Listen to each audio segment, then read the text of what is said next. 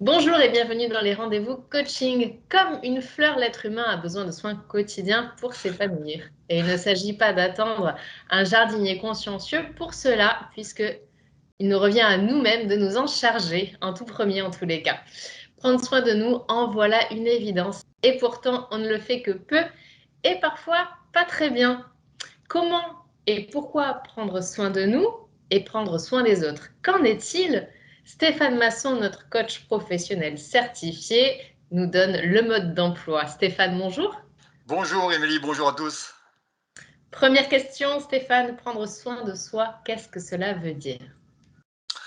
Prendre soin, c'est d'abord porter son attention, être attentif, être en capacité d'observer et de dresser un état des lieux et de mettre en place des comportements qui vont vous mettre dans une situation de mieux-être, de bien-être relatif.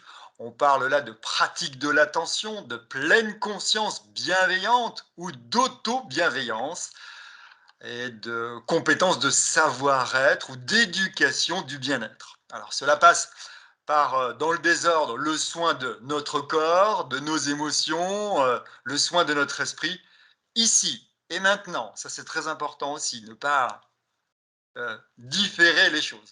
Et bien entendu, cela implique un passage à l'action, hein, pas de réflexion sans action, sinon ça ne sert à rien, et ne pas rester passif, et de mettre en place une action positive, si possible.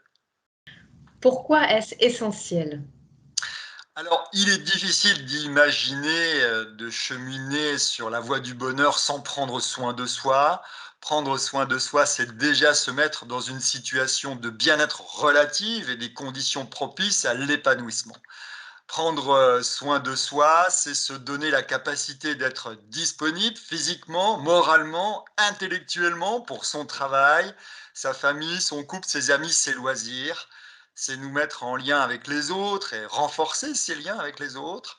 Et dans une dimension sociale, c'est favoriser l'enthousiasme général et soulager peut-être l'anxiété ambiante. Merci. Prendre soin de soi, c'est presque se créer une aura qui va venir un petit peu éclabousser les autres, j'ai l'impression.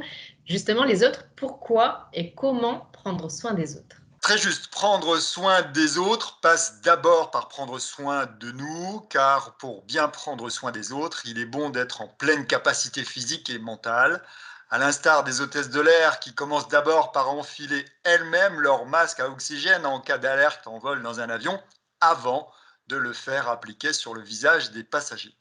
Prendre soin des autres, c'est faire preuve de bienveillance, de pleine conscience interpersonnelle, entretenir l'interdépendance à travers des compétences de savoir-être et de vivre ensemble. Nous avons là la notion d'intelligence collective en participant au bien-être et au mieux-être des autres.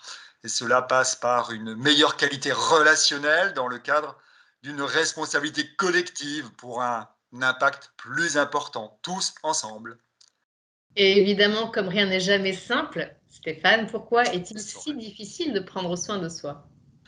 D'abord, il est souvent difficile de prendre soin de soi par manque d'habitude et par facilité de laisser aller, car nous jugeons manquer de temps pour cela et c'est bien dommage.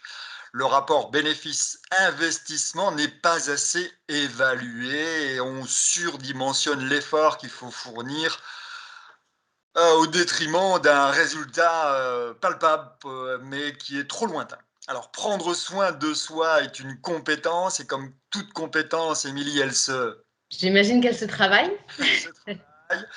Il y a donc un effort à fournir, surtout en début, qui peut décourager certains, car prendre soin de soi n'est pas facile. Ça demande du temps, du travail et de l'application, de l'implication, un vrai travail de réflexion et une mise en place de comportements adaptés nécessairement. Dernière question, Stéphane, vous m'avez donné l'envie de m'y mettre. La trousse à outils, donc j'ai envie, mais je ne sais pas comment m'y prendre. Existe-t-il des exercices à mettre en pratique au quotidien pour prendre soin de soi? Prendre soin de soi peut se glisser petit à petit dans votre quotidien avec la méthode des petits pas. Ah oui, Oui, on la les méthode des retrouve. petits pas. Oui, en installant des routines dont voici quelques clés. Veillez à votre équilibre vie personnelle, vie professionnelle, en ne travaillant pas trop, pas facile, hein, vous me direz. Mm. C'est surtout de se dire travailler pas trop ou pas trop prendre de temps, surtout au détriment des autres domaines de vie, notamment la famille, le couple, les amis, les loisirs. Veillez à votre santé physique avec une alimentation équilibrée, un sommeil suffisant et réparateur, une activité physique ou sportive minimale. Je vous le rappelle, hein, l'OMS, l'Organisation mondiale de la santé, nous recommande entre 6 et 10 000 pas par jour ou une trentaine de minutes d'activité physique par jour pour rester en forme. Veillez à votre santé psychique en vous éloignant, et pareil, pas facile, en vous éloignant du stress et des tracas avec des pratiques cognitivo-comportementales, des techniques de relaxation, de respiration, de méditation de pleine conscience, par exemple. Veillez à entretenir votre qualité d'environnement, car l'humain fait partie de l'écosystème, notamment de la nature, et restez en contact de cette nature pourvoyeuse de bien-être. Les études scientifiques le prouvent. Et enfin, veillez à entretenir les liens sociaux avec les gens qui vous entourent à travers l'échange, l'entraide, la solidarité, la convivialité, l'amitié et l'amour. Et n'hésitez pas à vous faire accompagner par un professionnel si vous en ressentez le besoin sur ce type de problématique.